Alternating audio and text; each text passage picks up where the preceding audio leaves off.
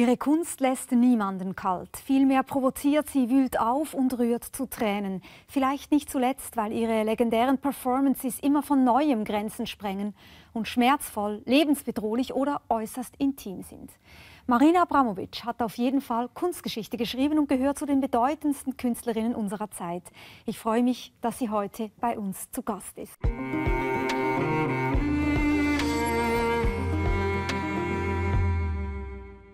Ganz herzlich willkommen, Marina Abramović.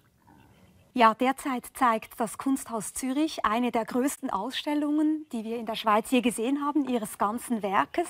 Hier sehen wir den Katalog.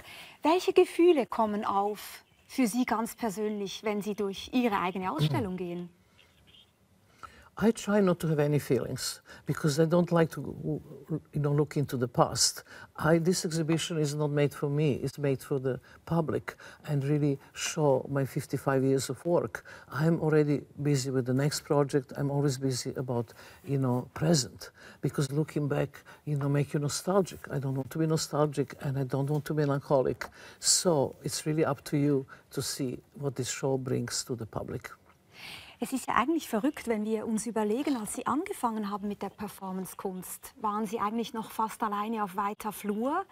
Reiben Sie sich die Augen, wenn Sie zurückblicken, wie sich das verändert hat?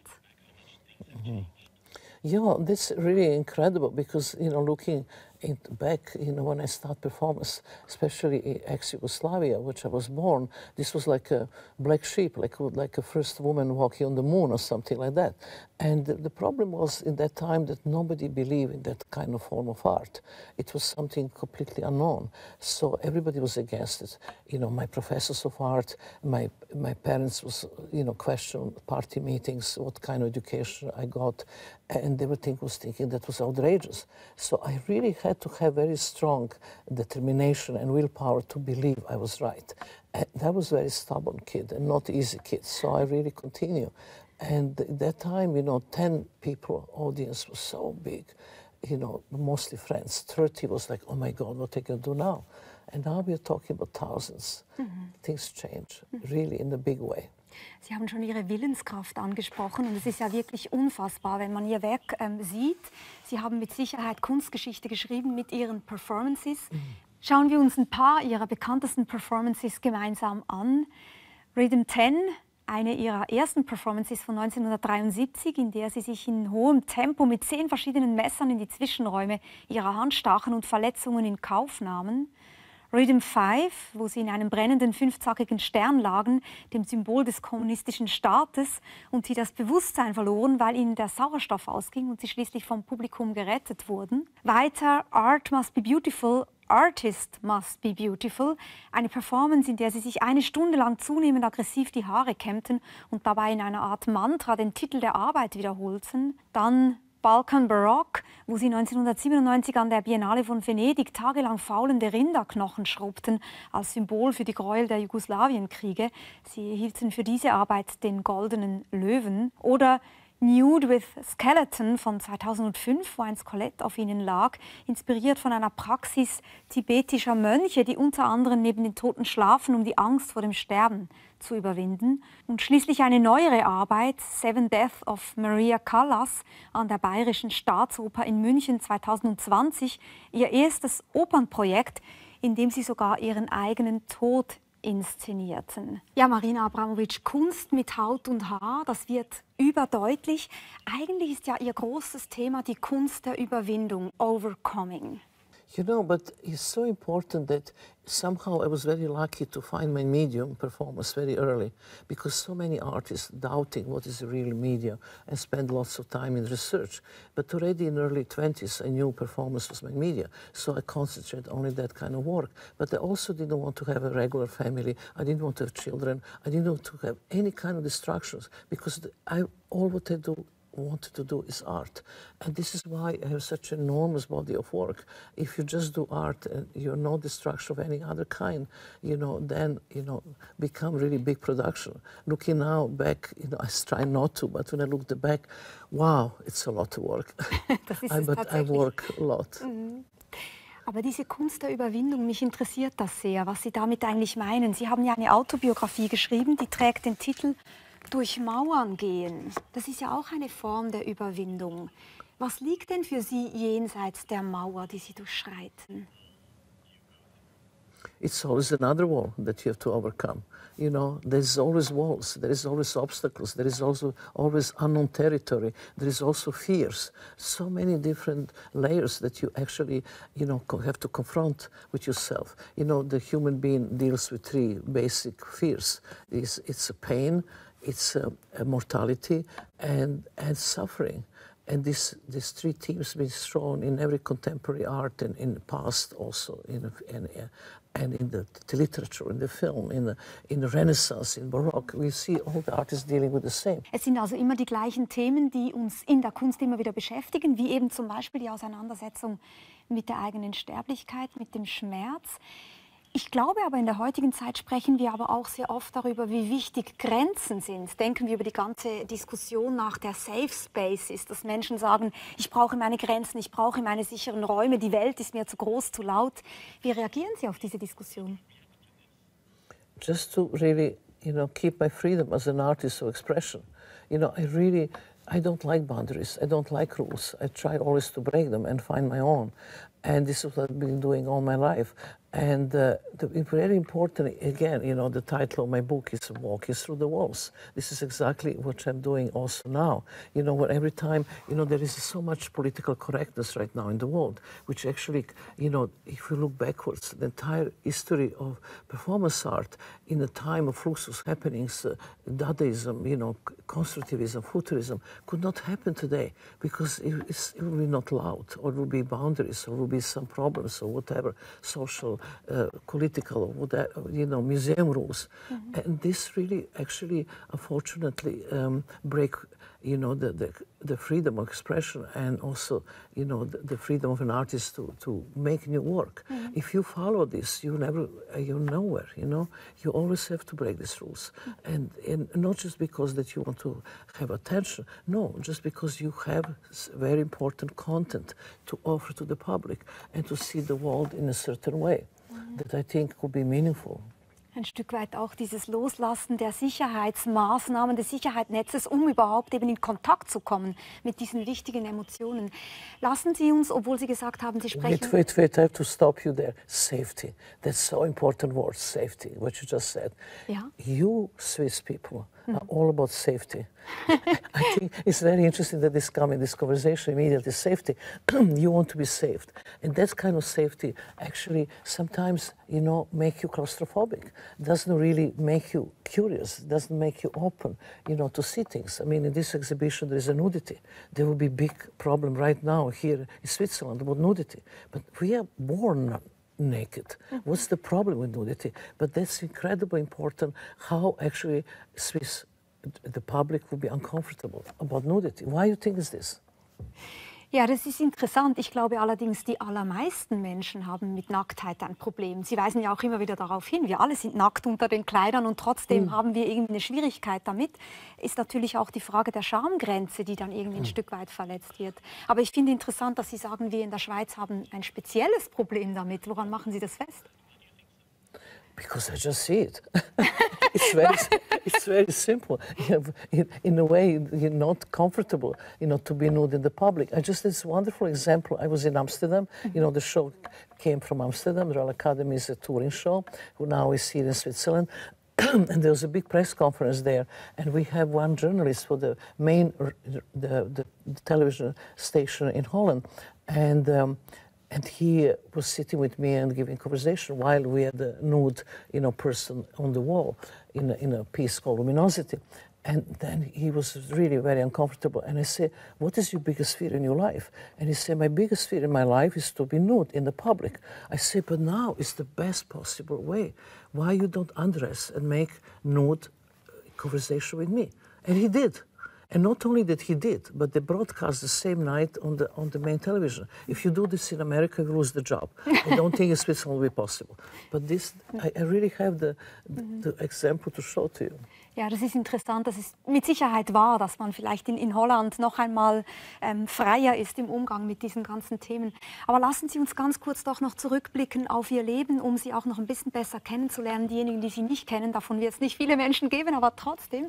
Sie sind 1946 in Belgrad geboren, im damals noch kommunistischen Jugoslawien aufgewachsen. Ihre Eltern waren Helden der Partisanenbewegung, haben also gegen die deutsche und italienische Besatzung gekämpft, waren dann auch eng befreundet mit Tito, dem Präsidenten des Nachkriegs Jugoslawiens. Und ihre Mutter hatte ja, wenn ich das richtig verstanden habe, immer sehr einflussreiche Positionen im Kulturbereich. Dadurch waren sie eigentlich schon sehr früh, schon als kleines Mädchen, in Kontakt mit Kunst, mit Künstlern, haben sie begleitet an die Biennale in Venedig. Was war das für eine Erfahrung als Mädchen, diese Kunstwelt zu sehen? Was hat das gemacht mit der kleinen Marina? But even before that, my mother was studying art history when I was very young. As a baby, I remember that the first word that I said, that my parents told me, it's not mother or father, it was El Greco. And that's pretty wild. Mögen Sie El Greco immer noch? I love it. I love El Greco, and he's an incredible artist who's been recognized only 100 years after he died, because he has the most amazing color palette and the way how he see the world, because he had this problem with eyes that I also had, astigmatism, so that all the figures was much taller and longer. And there's also another problem that always he had two fingers on every saint together because he could not take them apart. But my mother took me to Venice Biennale, and I never forget that because it's the first time that I really was confronted, first to go to the foreigner country, and the second to be confronted with the contemporary art. It was the first time I saw Rauschenberg, I saw Pollock, I saw, artists that really made revolution in art, and that was a very, very, very strong impression. Also, my mother was, buying the art for the government, so I would go to the studios of artists. She just leave me there playing with the clay or with the drawing material. So the art really community for me was something very familiar. And I also, start painting, and my first show was with 14 years old. Sie haben Ölfarben erhalten von Ihrem Vater, glaube ich, zum 14. Geburtstag und hatten auch schon früh ein eigenes Studio zu Hause. Denken Sie denn, dass Ihre Eltern sich genauso gewünscht haben, dass Sie Künstlerin werden wie Sie selbst, weil Sie selber wollten immer Künstlerin sein? It's very interesting. My mother really never stopped me being an artist, and I was so interested in literature and writing poems, and I was a very dreamy child. But she always wanted me to marry somebody who is lawyer, architect, or doctor, so they can take care of me, which never happened. Da sind Sie dann Ihren eigenen Weg gegangen, vielleicht auch durch Mauern. Marina Abramović, ich glaube, die bekannteste Arbeit, die Ihnen auch wirklich Kultstatus verliehen hat, stammt von 2010, The Artist is Present. Das performten Sie im MoMA in New York. Sie haben da während 3 Monate täglich mindestens 8 Stunden an einem Tisch gesessen, auf einem Stuhl gesessen. Das Publikum war eingeladen, sich Ihnen gegenüberzusetzen und zu schweigen. Ein unglaublicher Andrang hat sich da ergeben. Unglaublich viele Menschen wollten das sehen und das Publikum war sichtlich berührt. Wir schauen uns das ganz kurz gemeinsam an.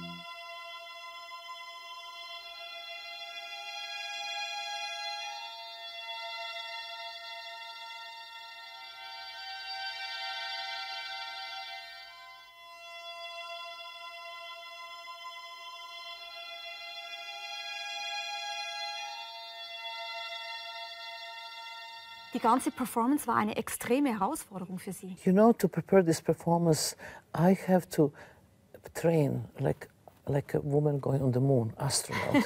I have to not to eat entire year any food during the day or drink the water during the day. I have to eat in the night and drink the water in the night and have enough sleep in order to be able to do this. It was incredible training because I could not, I never step out of the chair. I never drink the water. I never went to the toilet. And the sugar level have to be stable. To do that, I have to, train 1 year. And even I trained 1 year. Performance was so incredibly demanding and difficult that every day could be the last. And it was a miracle for me that actually I succeed to make entire 3 months.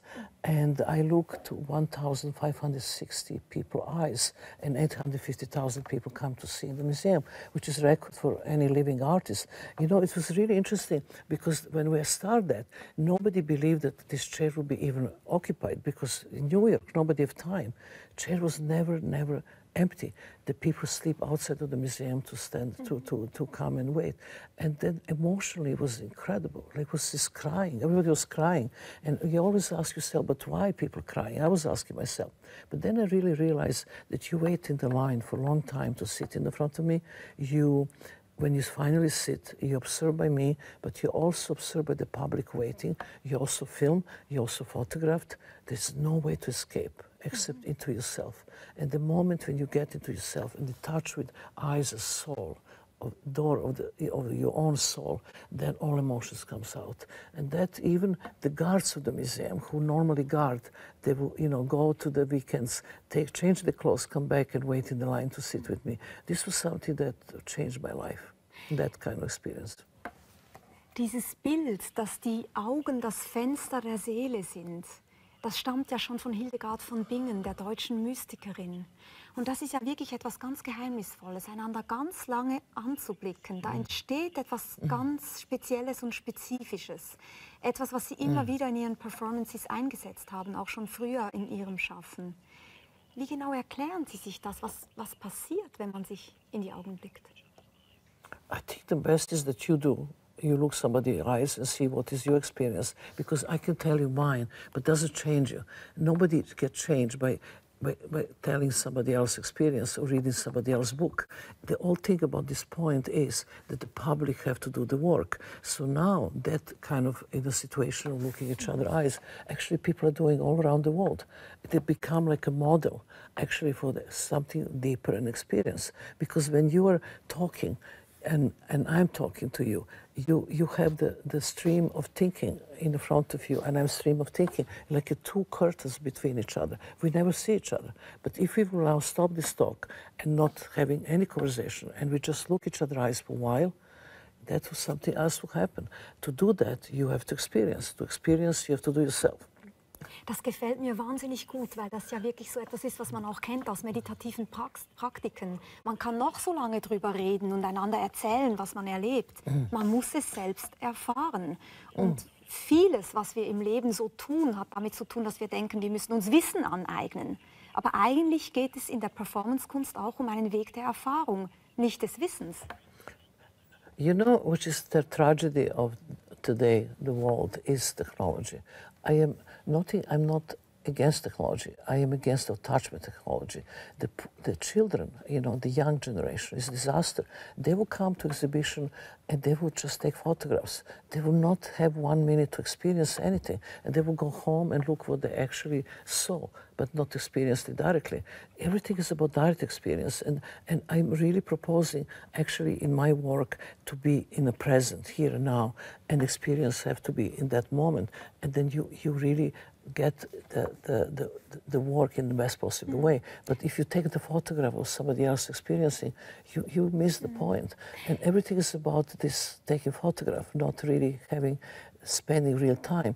Performance is live, time-based art. You have to be there to experience. And also is deeply emotional art.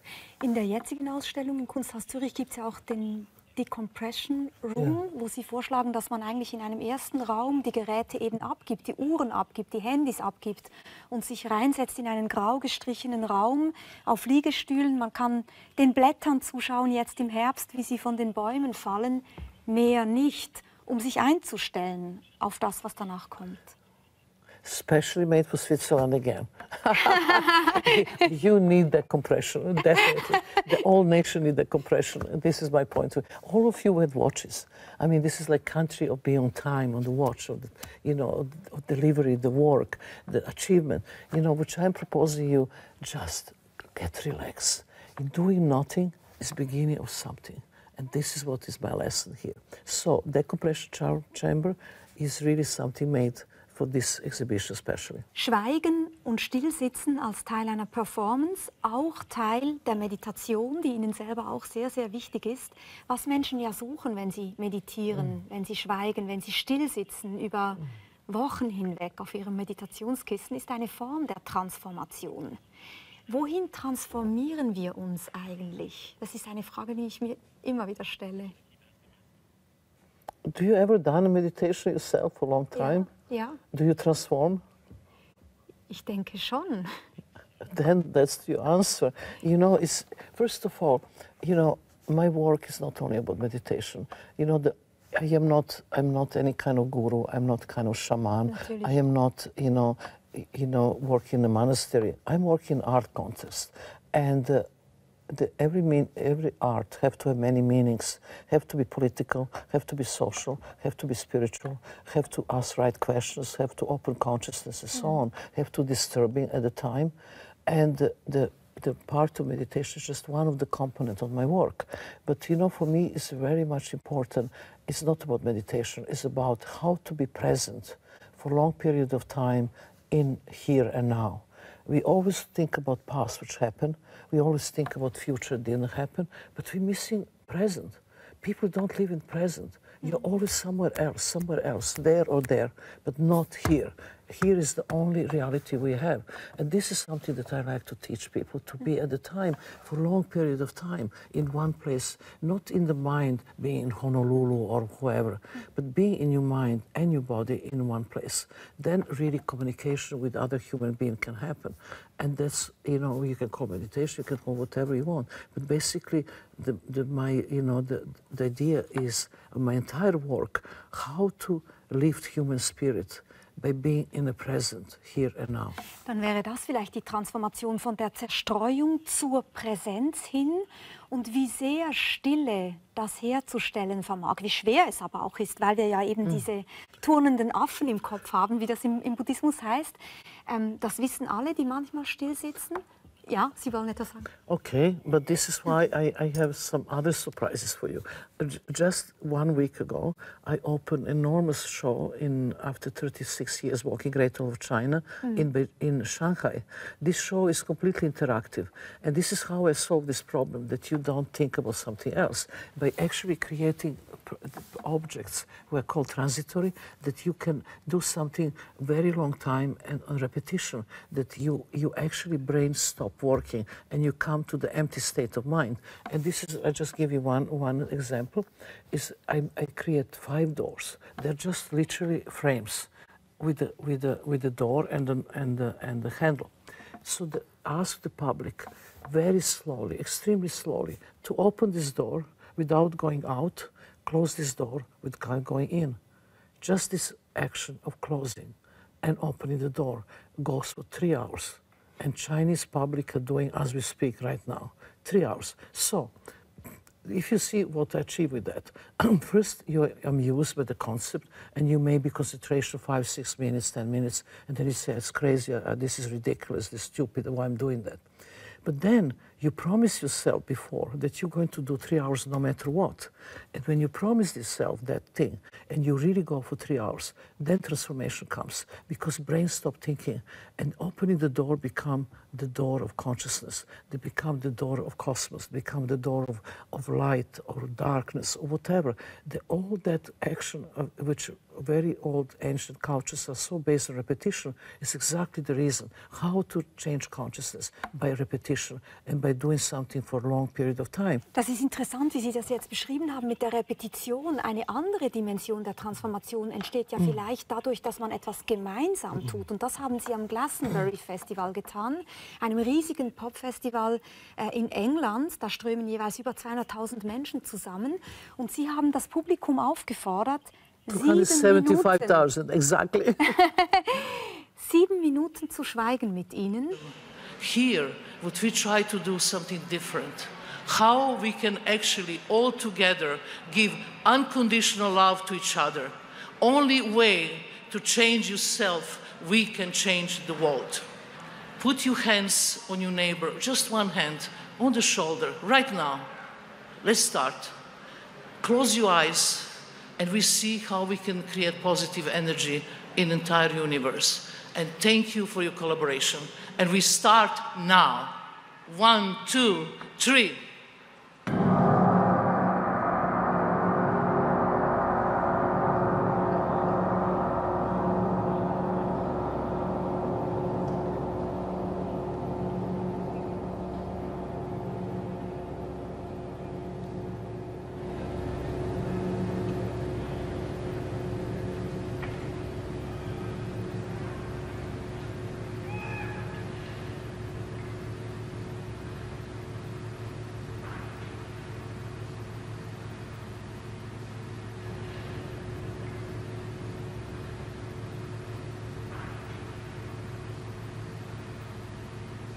Sie haben Ihre Arme ausgebreitet während dieser Meditation, diesen 7 Minuten. Ein Peace-Zeichen genau entsteht.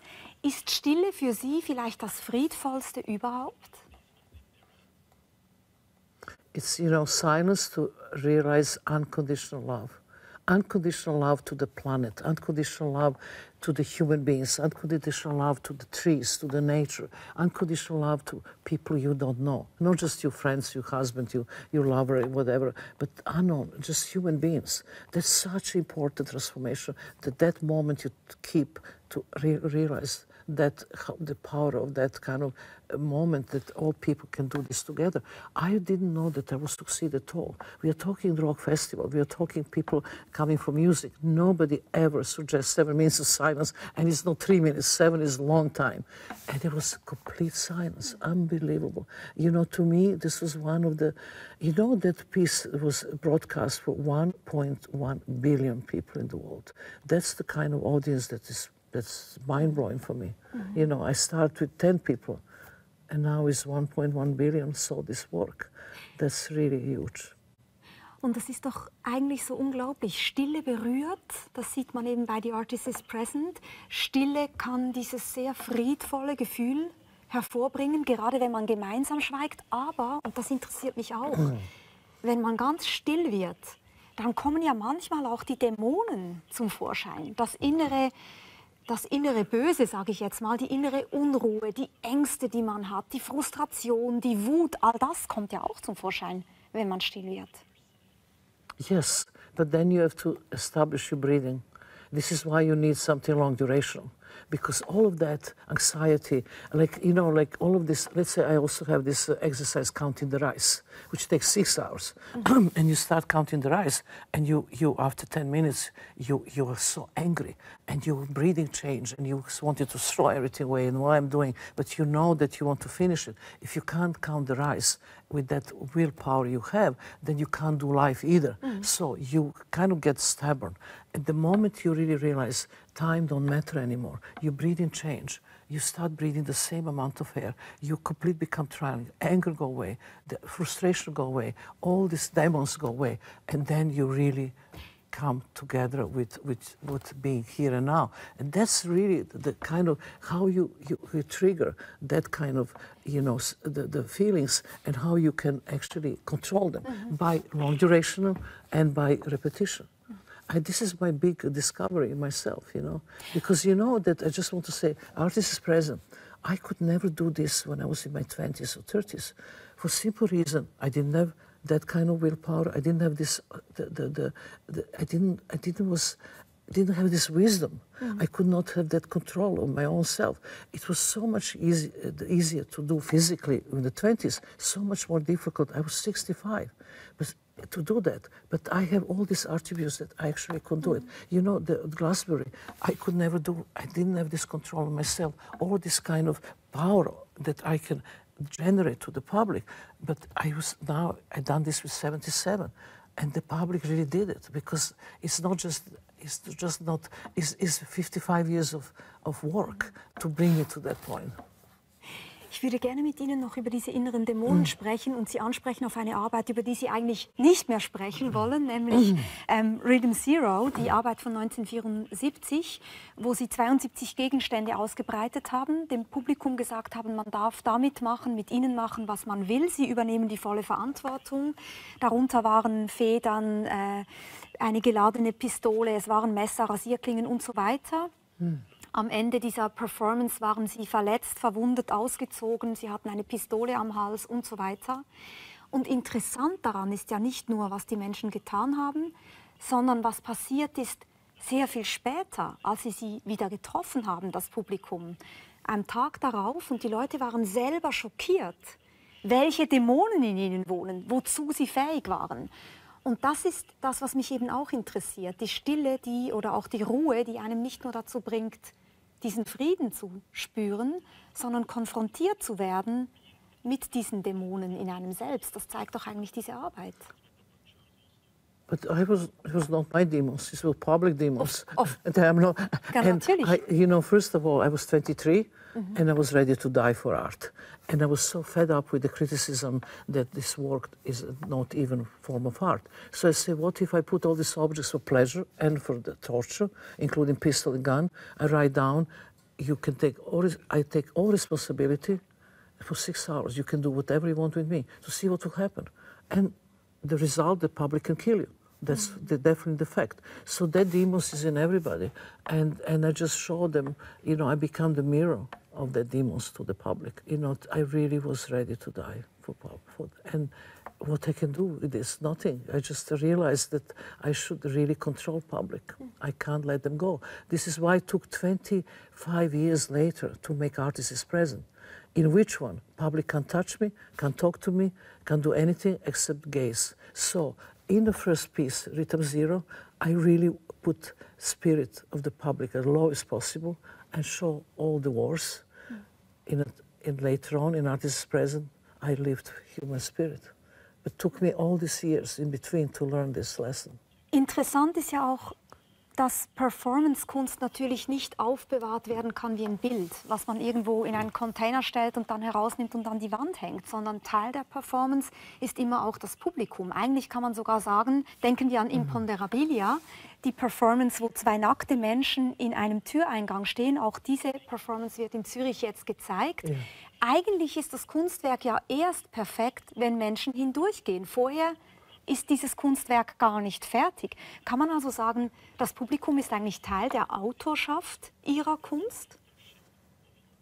Absolutely true. Because performance, again, you know, without public, I never done anything, I never have reason to do anything on my own, in my own home or studio.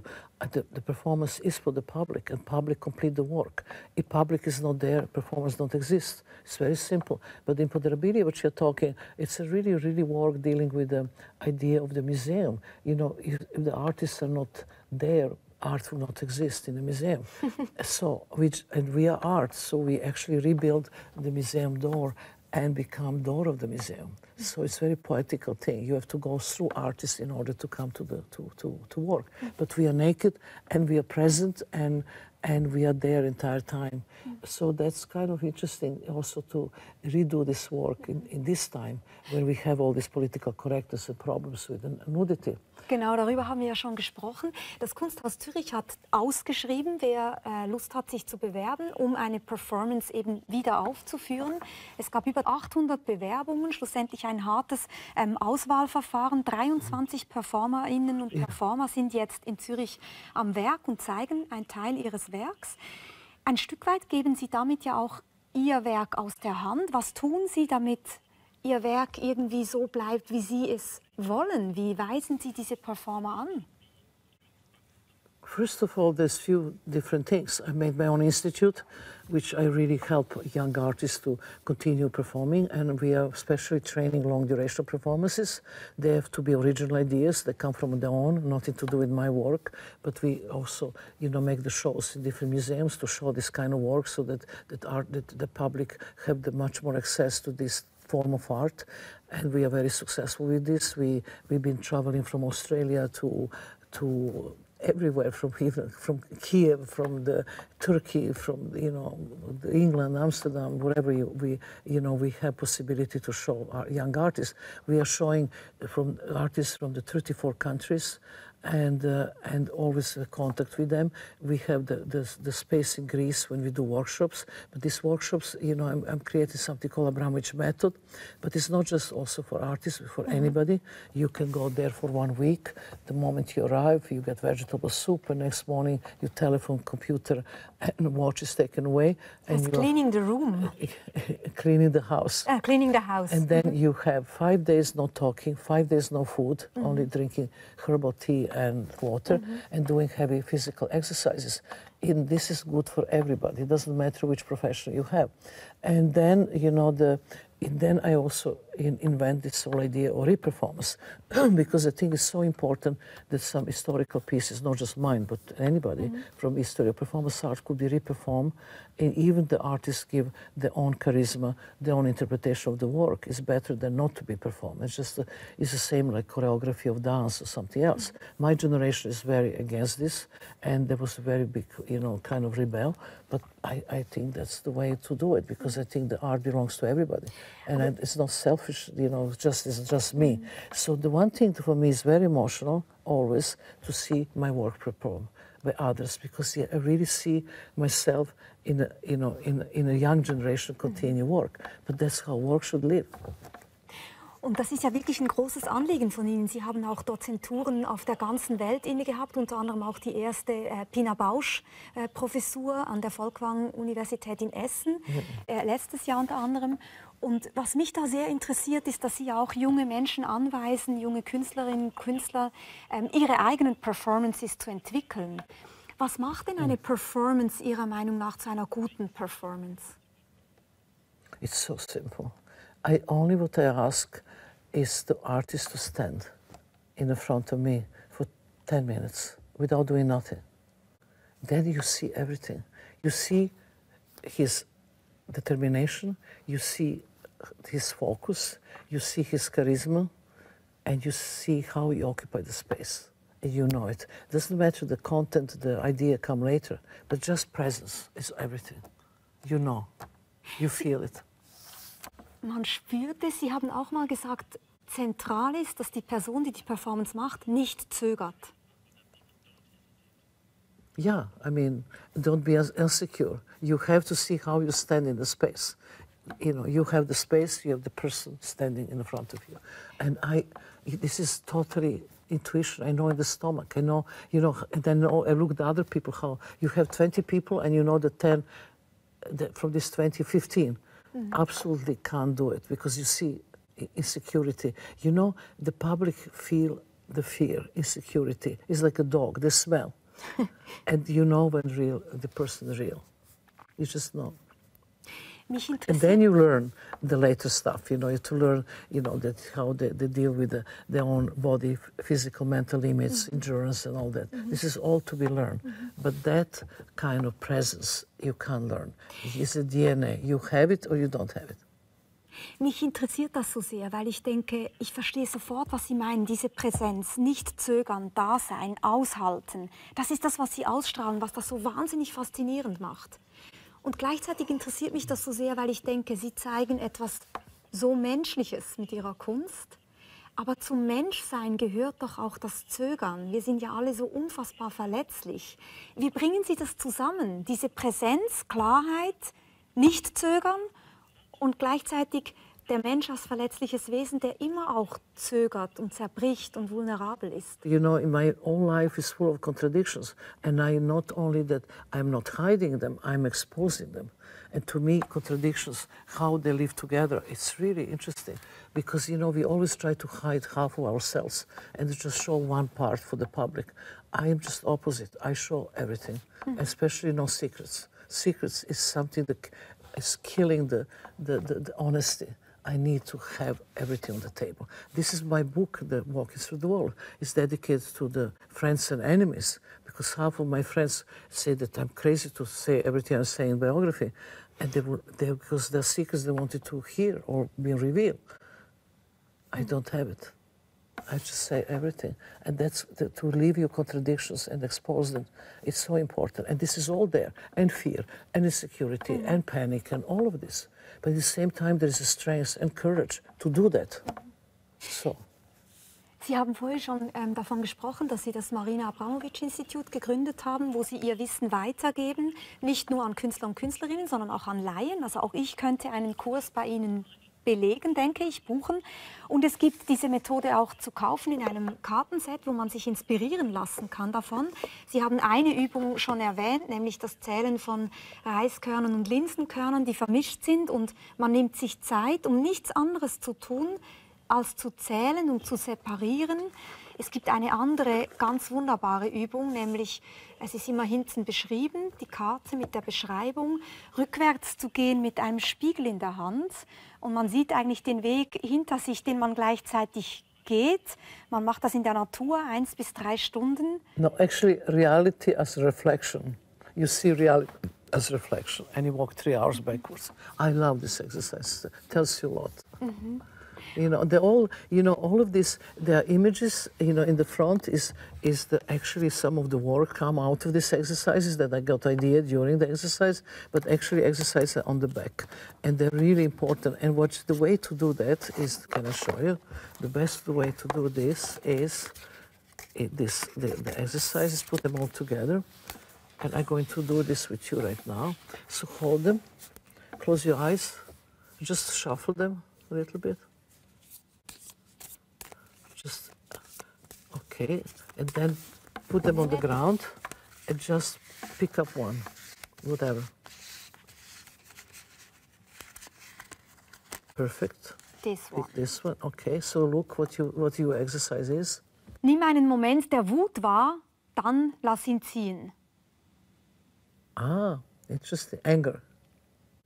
So that's your exercise. You know, the one thing I like John Cage, I like this, you know, the kind of the way how he make the music of chance operations. So I'm always using the chance, and if I have a really important decision to do, I actually, you know, make I just pick up the answer. And mostly the answer I pick up is not the answer I like, but this is actually the answer I should do, because exactly because I don't like it. Because you learn much more from things you don't like than things you like. And this the way to actually play with these cards, you just pick up any. Und mir gefällt das, dass man eine nimmt und die ist es dann. Weil vielleicht hat man sonst die Tendenz zu lesen zu beginnen und zu denken, nee, das gefällt mir nicht, das ist mir zu kompliziert, das dauert zu lange. Nein, man nimmt die man zieht und die wird dann gemacht. I just want to tell you that I made one very interesting book last year called Visual Biography, which I actually have a contract with the writer that my office sent to them without me seeing anything. 23,000 images from the computer from my work, 23,000. And she have to pick up and make my biography the way that she likes. So that will look new for me. Because I will always pick up aesthetically same images and always will be the same story. And I want to see my biography in somebody else's view. And then she did this. And when I finally finished, she showed me the manuscript, I was shocked. I said, my God, but where are all these people that mean so much in my life? Where are these people, that people? She said, but I don't know these people. Why I should put them in anyway? That's my choice. It was an incredible thing to learn, how to actually see your life differently.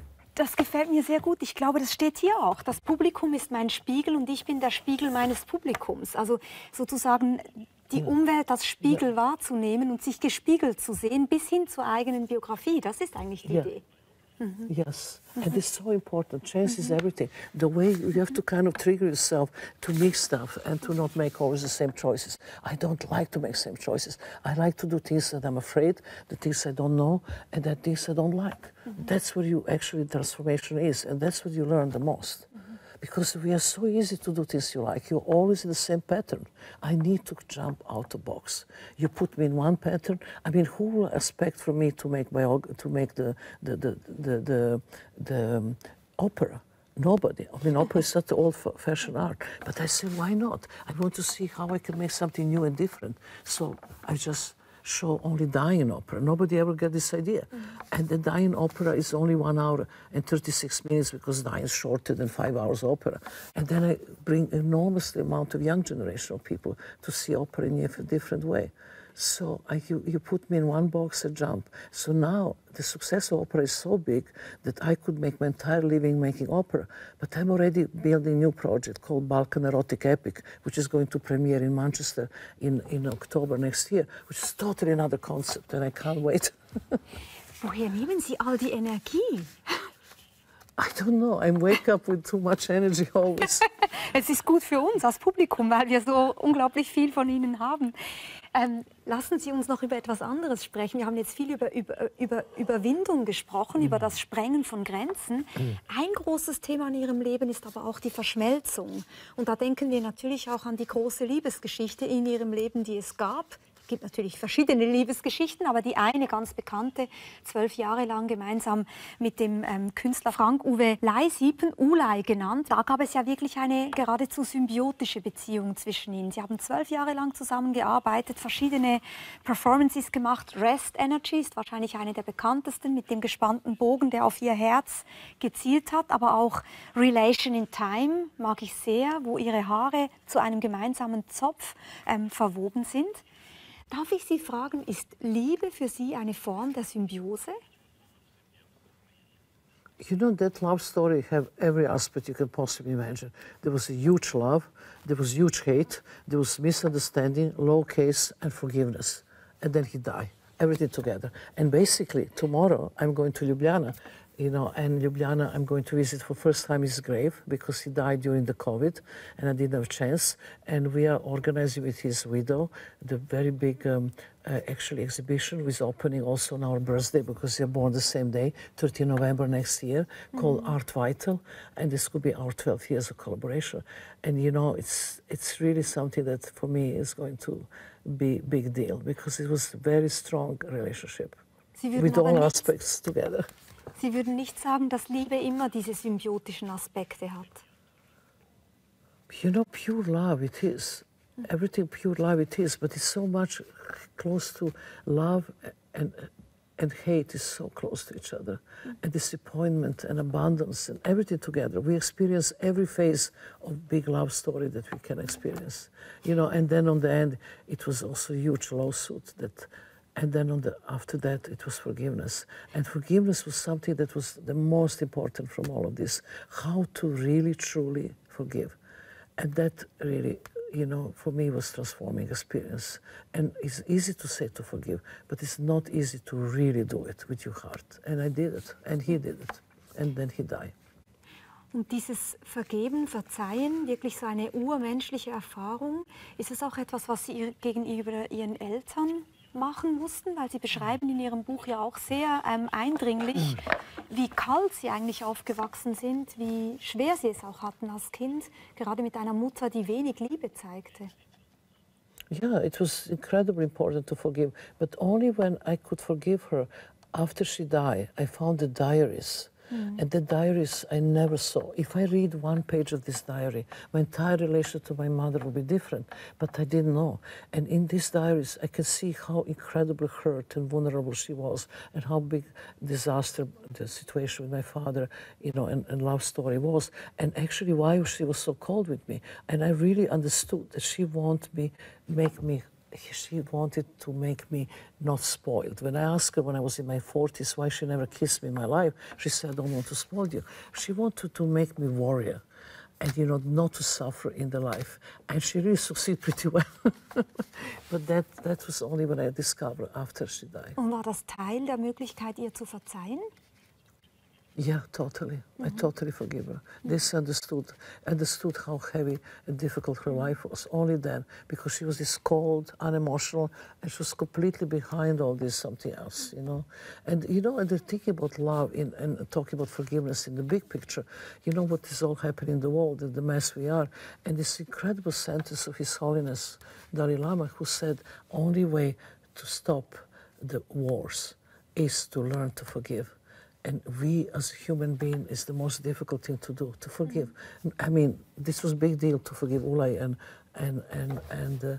and my mother, but forgive on the big scale, on the human scale. It's very important today to learn that. Eine sehr aktuelle Aufgabe auch, genau.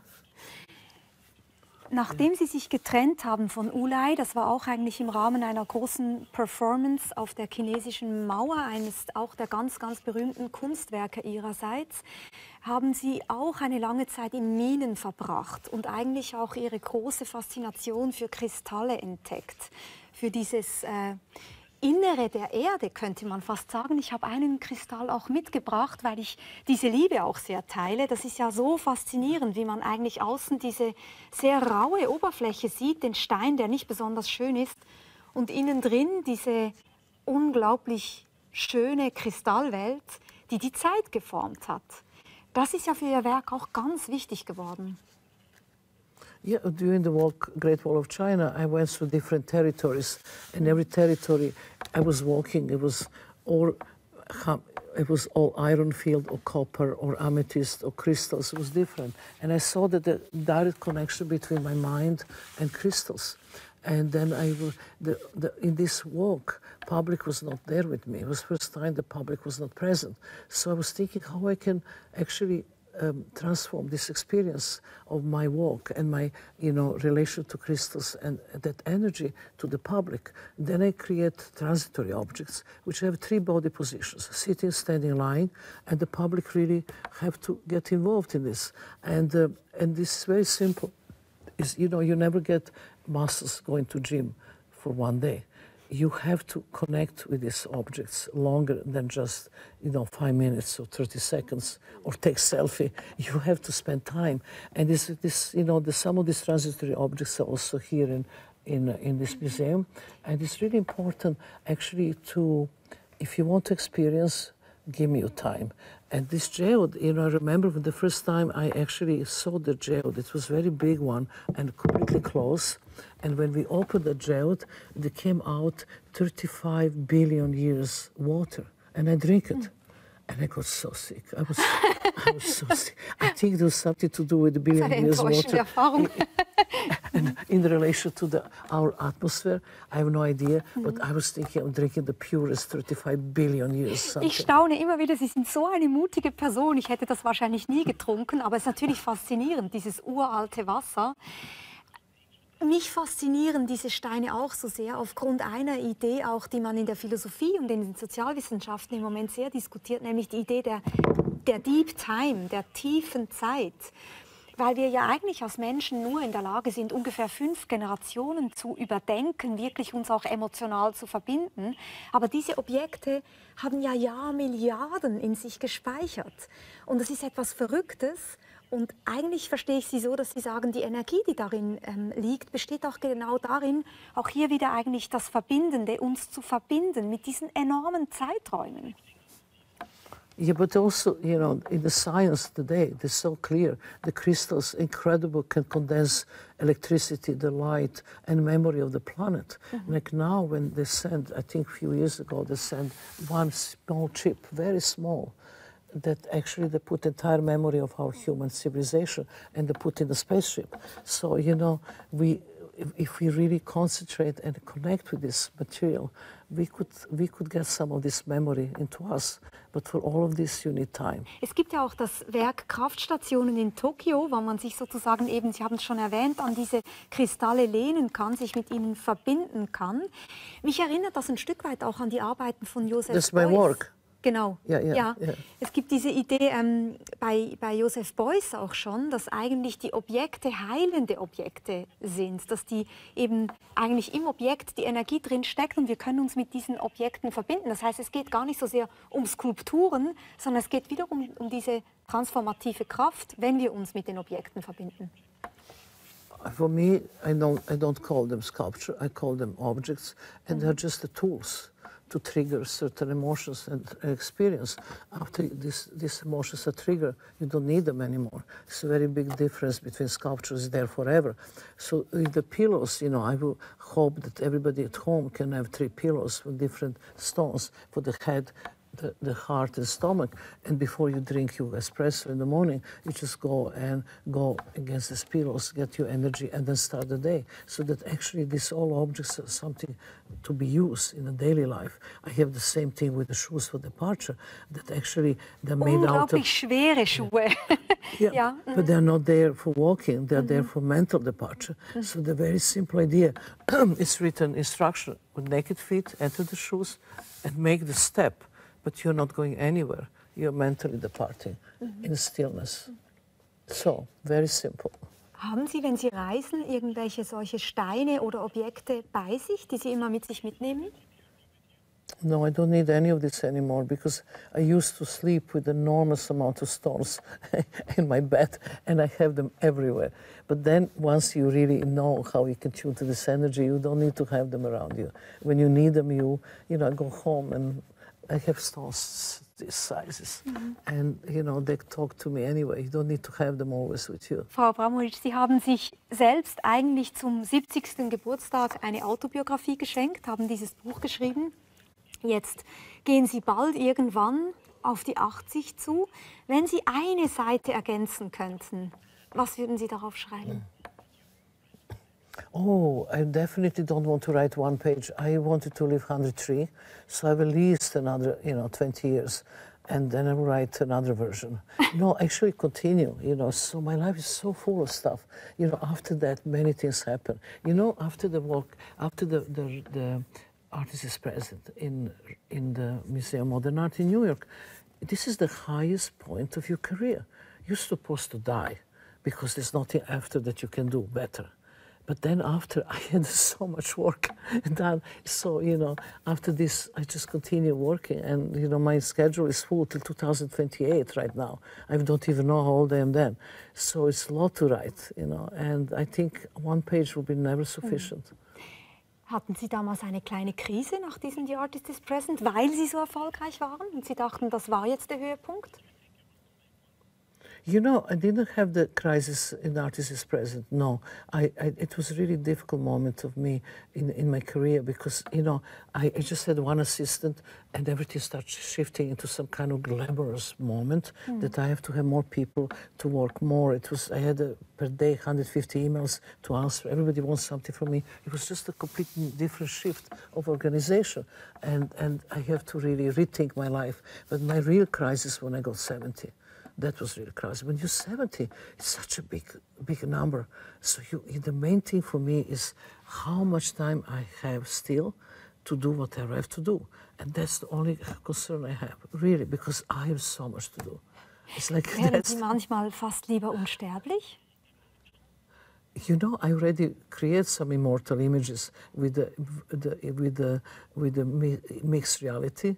It's called The Life, which have been recorded by 36 video cameras. So that's the kind of, you can go through me. You can, if you have this device, you can have me in your kitchen or your living room anytime you want. Aber dann habe ich Sie als Unsterbliche, aber Sie an sich wären ja nicht unsterblich. Wäre es für Sie eine attraktive Idee, Sie könnten eine Pille nehmen und für immer leben? No, you have to be clear that we are all mortal and we're all going to die one day.